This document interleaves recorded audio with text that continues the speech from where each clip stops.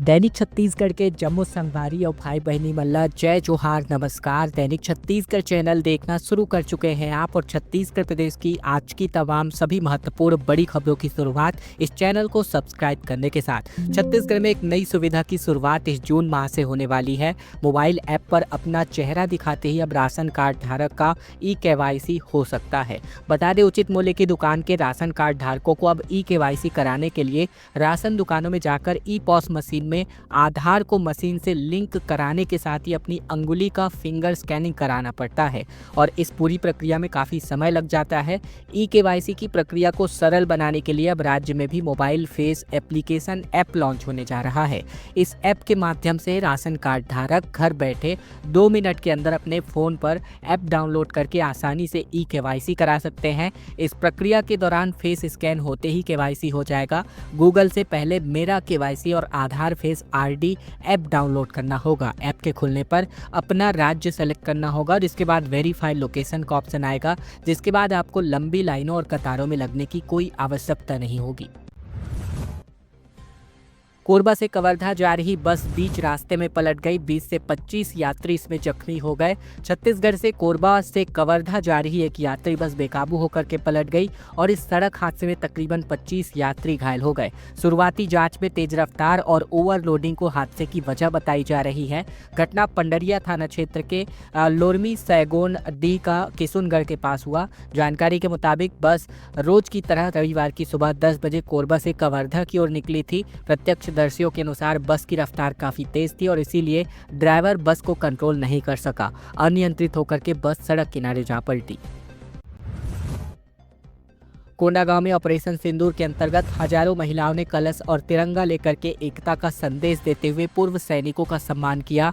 कोंडागांव में राष्ट्रीय स्वाभिमान मंच की जिला इकाई के द्वारा एनसीसी मैदान में सिंदूर यात्रा आयोजित किया गया। इस यात्रा में बड़ी संख्या में महिलाओं ने शिरकत किया। कार्यक्रम में पूर्व सैनिकों को विशेष रूप से आमंत्रित किया गया। मंच पर उपस्थित महिलाओं ने सैनिकों का सम्मान किया, जहां उन्होंने कहा कि सैनिक राष्ट्र के रक्षक और गौरव हैं।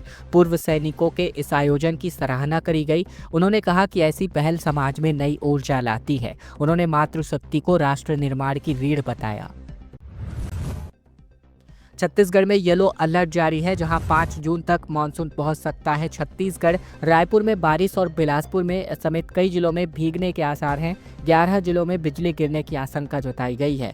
देश में शनिवार को मानसून ने दस्तक दे दिया है। छत्तीसगढ़ में मानसून आगामी 5 जून से पहले पहुंचने की संभावना है, जहां मौसम विज्ञान विभाग ने प्रदेश के सभी जिलों के लिए येलो अलर्ट जारी किया है।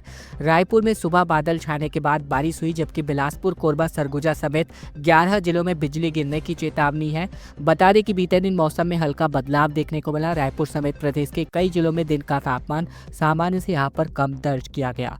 इसके अलावा अगर हम बात करें तो रायपुर में जो है बीती सुबह से ही रुक रुक कर बारिश हुई। साथ ही अगर हम बात करें आने वाले दिनों के लिए पिछले 24 घंटे की अगर हम बात करें तो अंबिकापुर, मोहला, देवभोग में 30 मिलीमीटर, खरगवा, बिलरगांव, मारी बंगला, देवरी, गरियाबंद में 20 मिलीमीटर, जबकि भानु प्रतापपुर, कुकरेल, मैनपुर, लटोरी, कोटाडोल में तकरीबन 10 मिलीमीटर की बारिश यहां पर रिकॉर्ड करी गई है। और अब खबर महासमुंद से, जहां ड्राइवर को झपकी आने की वजह से कार के परखच्चे उड़ गए। महासमुंद में एक कार जो है हाईवा से जा टकराई, जहां बैंक मैनेजर के माता पिता समेत कुल 3 लोगों की जान चली गई। छत्तीसगढ़ के महासमुंद जिले में नेशनल हाईवे 53 पर तेज रफ्तार कार सड़क किनारे खड़े हाईवा से जा भिड़ी। इस सड़क हादसे में एसबीआई बैंक मैनेजर के माता पिता समेत 3 लोगों की मौत हो गई। बैंक मैनेजर, उसकी पत्नी और 6 साल का बेटा गंभीर रूप से घायल हो गया। यह हादसा शनिवार और रविवार की दरमियानी रात कोडार बांध के पास हुआ। जानकारी के मुताबिक चंदन अभिषेक कांकेर नरहरपुर के भारतीय स्टेट बैंक के मैनेजर हैं। चंदन अभिषेक अपने परिवार के साथ बोकारो, झारखंड से रायपुर वापस आ रहे थे। कार में उनके साथ उनके पिता अवध किशोर पांडे, चित्रलेखा पांडे और साथी पत्नी और 6 साल का बेटा ध्रुव और साथी ड्राइवर ईश्वर ध्रुव सवार थे। बारिश शुरू होते ही मौत रेंगने लगी है ज़मीनों पर, जहां 2 मासूम बच्चियों को समेत 3 लोगों को जो है एक सांप ने डस दिया और तीनों की जान चली गई। खबर छत्तीसगढ़ के अंबिकापुर से, जहां प्री मानसून एक्टिविटी की वजह से हो रही बारिश और उमस की वजह से बिल में छिपे सांप अब बाहर निकलने लगे हैं। बारिश के मौसम में सरगुजा संभाग में सर्पदंश की घटनाएं लगातार बढ़ती जा रही हैं। इस बीच अविभाजित सरगुजा में सर्पदंश से 2 मासूम बच्ची समेत कुल 3 लोगों की जान चली गई। बलरामपुर जिले के सामरीपाट थाना क्षेत्र के ग्राम बिरहोर में बीती रात को 3 वर्षीय बच्ची अपने माता पिता के साथ खाट पर सोई थी, जो सर्पदंश का शिकार हो गई थी। इसे इलाज के लिए कुसमी अस्पताल में भर्ती कराया गया था, जहां इलाज के दौरान इसकी जान चली गई। दूसरी घटना सूरजपुर जिले की है, जहां बात करें तो यहां भी तकरीबन पंडोनगर की ग्राम पंडोनगर की बात है। 5 वर्षीय बच्ची अपने माता पिता के साथ जमीन पर सोई थी, जहां उसको भी सांप ने अपनी चपेट में ले लिया। बता दें, सूरजपुर जिले के जयनगर थाना क्षेत्र में भी कुछ इसी प्रकार की घटना आई है।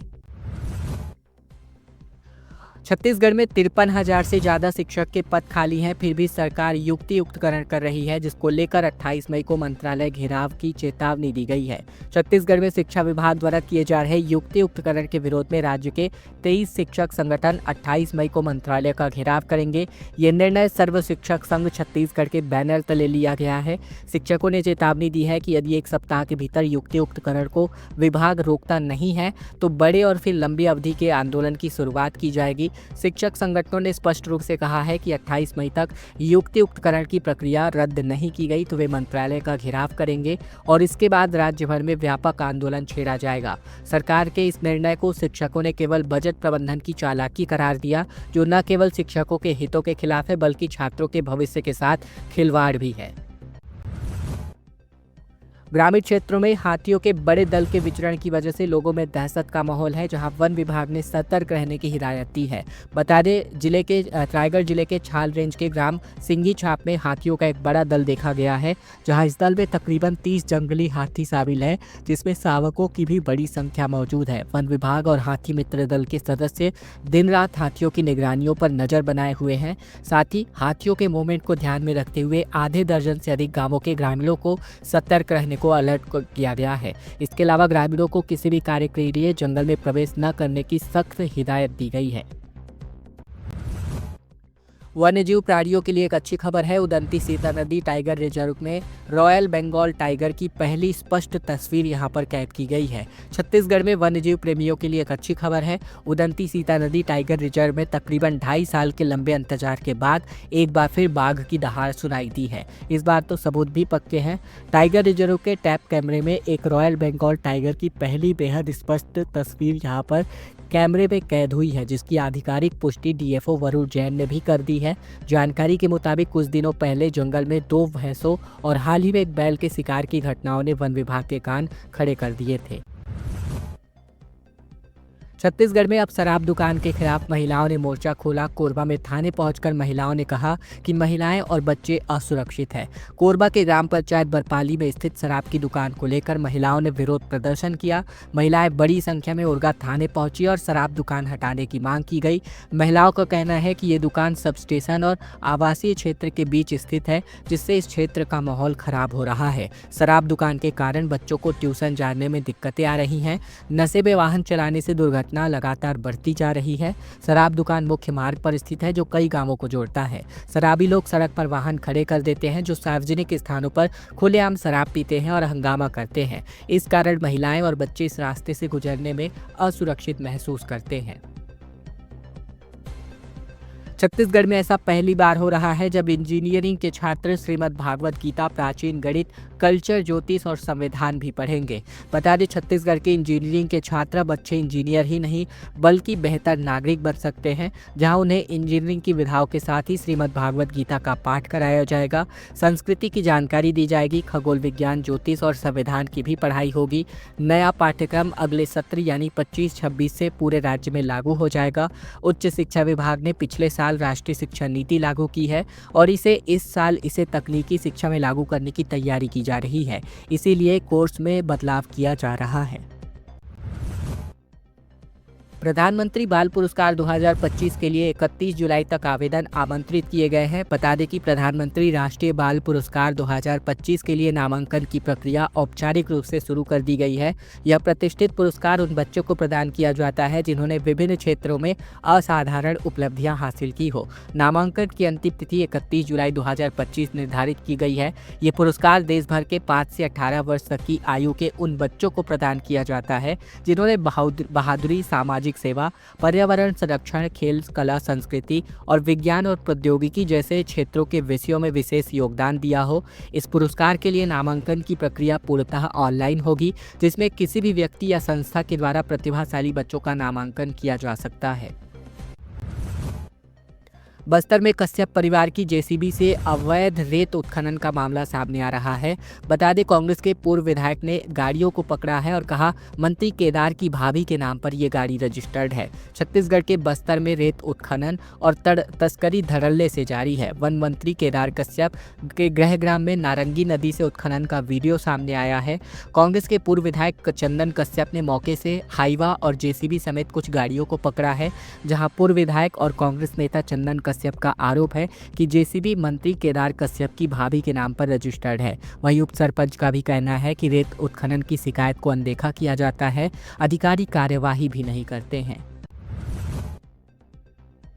छत्तीसगढ़ के सरगुजा में अवैध कब्जा हटाने की मांग को लेकर नेशनल हाईवे पर चक्का जाम किया गया। सरगुजा में सरकारी जमीन पर कब्जा करके कबाड़ का व्यापार और विरोध में इसके खिलाफ लोग उतरते नजर आए। अंबिकापुर मनेन्द्रगढ़ मुख्य मार्ग पर काली घाटी के पास शासकीय भूमि पर अवैध कब्जा करके कबाड़ के व्यापार के विरोध में ग्रामीणों ने मोर्चा खोल दिया है। कई बार की शिकायतों के बाद भी कार्यवाही नहीं हुई तो ग्रामीणों ने युवक कांग्रेस पदाधिकारियों के साथ रविवार को नेशनल हाईवे 43 पर चक्का जाम कर दिया।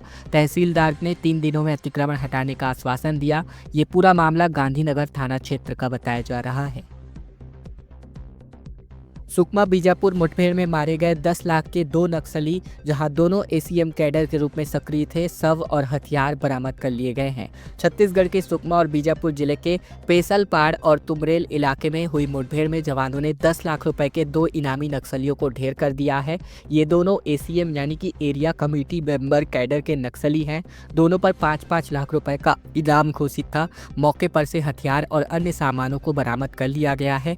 जानकारी के मुताबिक फोर्स को सूचना मिली थी कि उस इलाके में भारी संख्या में नक्सलियों की मौजूदगी है। इसी सूचना के आधार पर डीआरजी, एसटीएफ, सीआरपीएफ और कोबरा बटालियन के जवानों को मौके पर निकाला गया था। जब टीम जंगल में पहुंची तो वहां पहले से ही घात लगाकर बैठे नक्सलियों की जवानों के साथ मुठभेड़ हो गई। झीरम हमले में 12 बरस बीत चुके हैं। दीपक बैज ने इस पर कहा कि हमारी सरकार ने सच बाहर लाने का प्रयास किया, केंद्र ने इसमें बाधा डाला। छत्तीसगढ़ के बस्तर में दरभा के झीरम घाटी में हुए नरसंहार को 12 बरस पूरे हो गए हैं। कांग्रेस प्रदेश अध्यक्ष दीपक बैज ने कहा कि जब राज्य में हमारी सरकार आई तो हमने इस हमले का सच बाहर लाने और जांच करने हमने एक फौरन एसआईटी का गठन किया था, लेकिन केंद्र सरकार जांच में बाधा डाल रही थी। दीपक बैज ने कहा कि इस हत्याकांड की जांच के लिए हमने एनआईए से रिपोर्ट मांगी थी, लेकिन एनआईए ने हमें रिपोर्ट न ही सौंपी। केंद्र का दबाव आ रहा था। बैज का कहना है कि हमारे नेताओं के परिवार के सदस्य भी झीरम हमले की सच्चाई जानना चाहते हैं। उन्हें न्याय का इंतजार अब भी है, लेकिन बीजेपी की मंशा कुछ और ही है। जसपुर में यातायात नियमों को तोड़ने वालों के खिलाफ सख्त कार्यवाही किया गया। शराब पीकर वाहन चलाने वाले और हेलमेट सीट बेल्ट नहीं लगाने वालों के तकरीबन 20 लोगों के लाइसेंस निरस्त किए गए और चालानी कार्यवाही को अंजाम दिया गया। छत्तीसगढ़ के जसपुर में पुलिस ने यातायात नियमों का उल्लंघन करने वालों के खिलाफ बड़ी कार्यवाही को अंजाम दिया है। पिछले 1 महीने में 24 लोगों के ड्राइविंग लाइसेंस को निलंबित किया गया। शराब पीकर वाहन चलाने के मामले में 4 लोगों पर चालानी कार्यवाही की गई, जिसमें मरोल निवासी अशोक यादव, कछाई कछार निवासी सुरेश और तमाम लोग मौजूद नजर आए। वहीं बात करें तो कोर्ट ने प्रत्येक पर 10,000 रुपए का जुर्माना लगाया है। इसके अलावा बिना सीट बेल्ट, हेलमेट वाहन चलाने वाले तकरीबन 20 लोगों के लाइसेंस को निलंबित किया गया है। एक्ट्रेस अदा शर्मा ने छत्तीसगढ़ की गाने रायपुर के गोल बाजार पर अपना वीडियो बनाया। कैप्शन में बॉलीवुड एक्ट्रेस का प्यार भरा मैसेज भी सौंपा। बता दें, बॉलीवुड एक्ट्रेस अदा शर्मा ने इस बार छत्तीसगढ़ी सॉन्ग रायपुर के गोल बाजार पर अपनी अदाओं का जलवा बिखेरा है। छत्तीसगढ़ी गाने पर वीडियो बनाकर इंस्टाग्राम पर इन्होंने शेयर किया, जो सोशल मीडिया पर खूब वायरल हो रहा है। फैंस इस गाने में उनके क्यूट एक्सप्रेशंस के कायल हो रहे हैं, जिसे छत्तीसगढ़ राज्य ही नहीं बल्कि पूरे देश भर के लोग खूब पसंद भी कर रहे हैं। इस वीडियो में अब तक 5 मिलियन से अधिक लाइक्स मिल चुके हैं। दरअसल एक्ट्रेस अदा शर्मा ने इस वीडियो को बॉलीवुड एक्ट्रेस शालिनी विश्वकर्मा की रिक्वेस्ट पर बनाया, जहां छत्तीसगढ़ी फिल्म जित्तू के दुल्हनिया का पहला गाना रायपुर के गोल बाजार 22 मई को मयूरा म्यूजिक यूट्यूब पर रिलीज किया गया था। इसके बाद एक्ट्रेस ने शालिनी ने बॉलीवुड स्टार अदा शर्मा से इस बाबत रिक्वेस्ट करी कि वो इस गाने पर एक वीडियो बनाए। भारत बना दुनिया की चौथी सबसे बड़ी अर्थव्यवस्था, जहां वित्त मंत्री ओपी चौधरी ने केंद्र की आर्थिक नीतियों को सराहा। बता दें, भारतीय इकोनॉमी ने अब इतिहास रच दिया है। भारत जापान को पीछे छोड़ते हुए दुनिया की चौथी सबसे बड़ी इकोनॉमी बन चुका है। नीति आयोग के सीईओ वीवीआर सुब्रमण्यम ने इस बात की जानकारी दी।